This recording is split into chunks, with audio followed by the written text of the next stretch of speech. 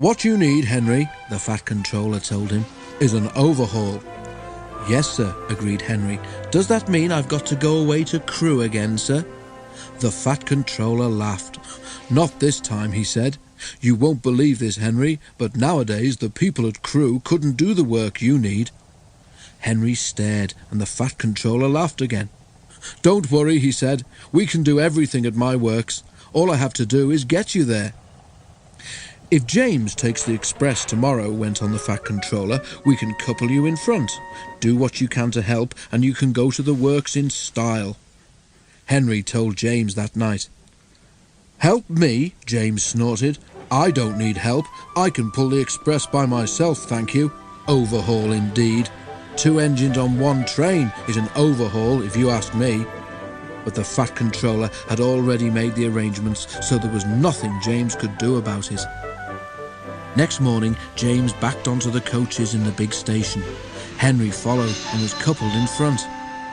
James was not in the best of tempers, but when the Fat Controller came to see them off, James tried not to show how cross he was.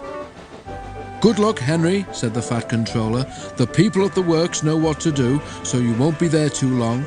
James and Bear will take turns with the express when Gordon is busy." The express only stops once before it reaches the other railway, and that is at the works station.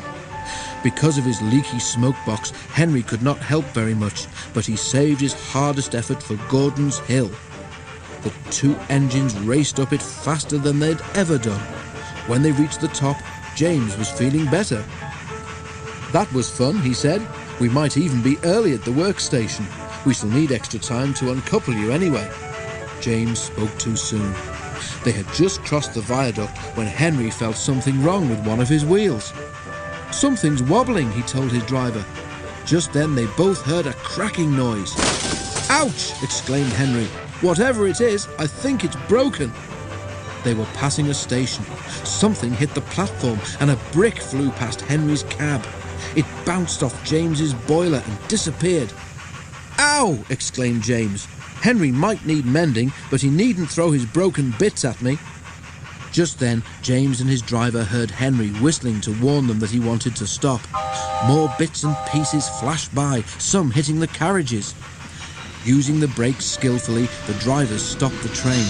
Then, while the guard made sure that the train was protected behind, James's driver went to see if any passengers had been hurt by the flying debris. No one had, but one of the carriage windows was broken. Henry's crew inspected his wheel. The trouble was not hard to find. "Your wheel has a steel rim called a tyre," Henry's fireman told him. "It has broken and come off. It's a miracle it didn't do more damage." James pushed Henry into a siding and went back to the train.